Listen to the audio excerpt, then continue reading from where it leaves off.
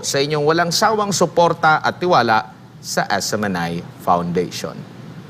Samantala, hinang-hina pa rin hanggang ngayon ang pakiramdam ng isang pamilya sa barangay Culibaw sa bayan po ng Manay matapos na gumuho at wasakin ang kanilang tahanan nang tumama ang magnitude 7.4 na lindol sa Davao Oriental. Narito ang balita ni Paul Montibon. Ang bahay na ito ay bunga ng pangarap ng pamilya Lagnayo dito sa barangay Culibaw, Manay, Davao Oriental. Pero sa isang iglap lang, heto at pinadapa ng hagupit ng magnitude 7.4 na lindol. Isang pangyayari na nagpaguho ng kanilang mga pangarap. Pero isa ring pangyayari na may bitbit na mensahe ng katatagan at pananampalataya. Sa mismong daan, kitang-kita ang pagguho ng pader sa ibabang bahagi ng bahay ng pamilya Lagnayo. Sa ibabaw na bahagi naman, dito makikita ang wasak na bahay ng pamilya na dating isang makulay na bahay. Masayang tahanan ng mga naglalarong bata at miyembro ng pamilya. Ngunit ngayon, isa ng bangungot sa kanila.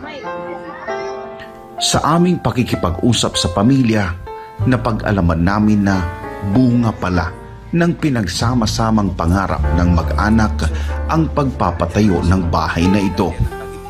Ideal daw para sa buong pamilya ang kinatitirikan ng bahay dahil may overlooking daw ito. Mula sa loan ng anak at magulang, unti-unting naipundar ang bahay. Hanggang sa nangyari naman ang hindi inaasahang trahedya. Yung babae ko, kasi PNP man siya, nakaloan siya sir ng 750, binigay sa akin. Nagkaumpisa kami pagbabahay. Doon kayo sa kulang na budget sir, kaya marami yung mga para matapos. Yung dumating na bata ko ngayon, sabi ko sa kanya, loan na lang tayo sa bangko. Di nag-loan kami tag 400,000. Yun ang ginastos namin sir, talagang na-finish talaga yung naka-tiles kami, naka-CR kami ng dalawa, nakabili kami ng mga furniture, at saka yung mga kuha. Yun na nakabuo talaga. So ako sir, pasalamat lang sa Panginoon na walang kaswalty sa amin, una-una. Yun na lang sir, ang talaga yung wala kaming magawa kasi hindi naman na sadya talaga na.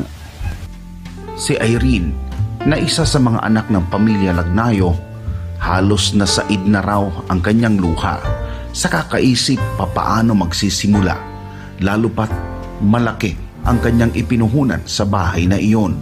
Pero napagtanto rin niya na ang kanilang bahay ay isa lamang pansamantalang bagay sa mundo. Ang mahalagaan niya, buhay silang mag-anak.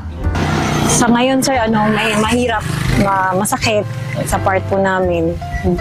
Lalo na sa akin kasi ang bahay na to is galing pa sa loans. Tapos as in nag-apply pa ako sa malayo para maibigay ko lang yung pangarap ng mga magulang ko sir na magkaroon ng maayos na tirahan. So ito na po yun. Tapos ganun lang, biglang pagkabukas, wala na yung bahay. Naniniwala rin ang pamilya na isang paraan lamang ito ng langit para subukin ang kanilang pananampalataya at katatagan sa buhay. Message ko palagi sa kanila sir, ang sinasabi ko is thankful pa rin tayo kasi walang nawalang buhay, walang nasaktan.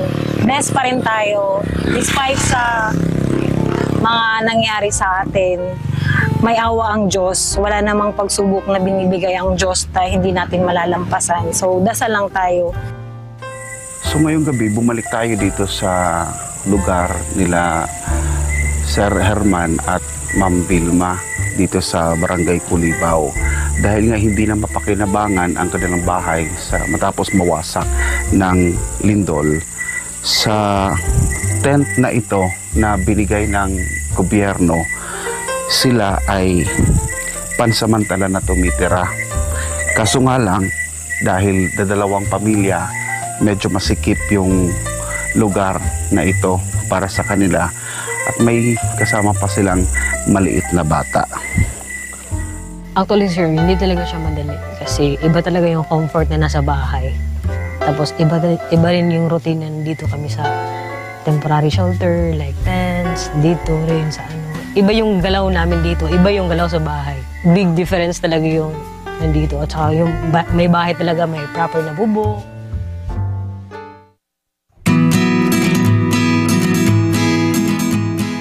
Napag-alaman ng SMNI Foundation Incorporated ang kalagayan ng pamilya Lagnayo. Kaya naman, maaga pa lang, hinakot na namin ang mga regalo para sa kanila. Sako-sakong bigas, mga balde-baldeng groceries, at galong-galong malinis na inuming tubig.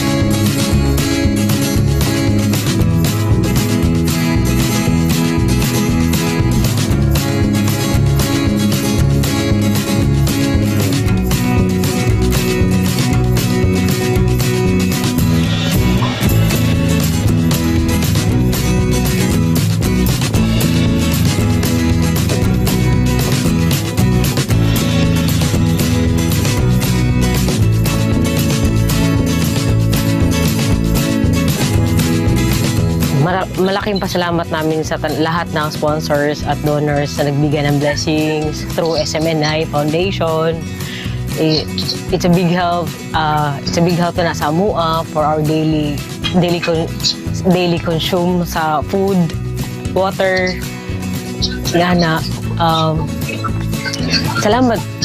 Salamat talaga for sharing your blessings to us. Thank you so much. Despite sa nitabo sa mo, we are so blessed gihapon kay naamo na instrumento sa Ginoo na nitabang sa amuha. Salamat kayo. Sa ngayon, bukod sa pagkain, pangunahing pangangailangan ng mag-anak ang pinansal na suporta mula sa mga kababayan nating may gininto ang puso para sa pagsisimula ng kanilang panibagong buhay. Sa gitna ng pagdurusa, may isang bagay na hindi nawawala, ang pag-asa. Ang pag-asa na muling makabangon, makapagpatuloy at makapag-umpisa muli. Sa bawat pagguho ng bahay, may panibagong pundasyon ng pag-asa. Tulad ng pamilya Lagnayo, patuloy na bumabangon ang mga Pilipino.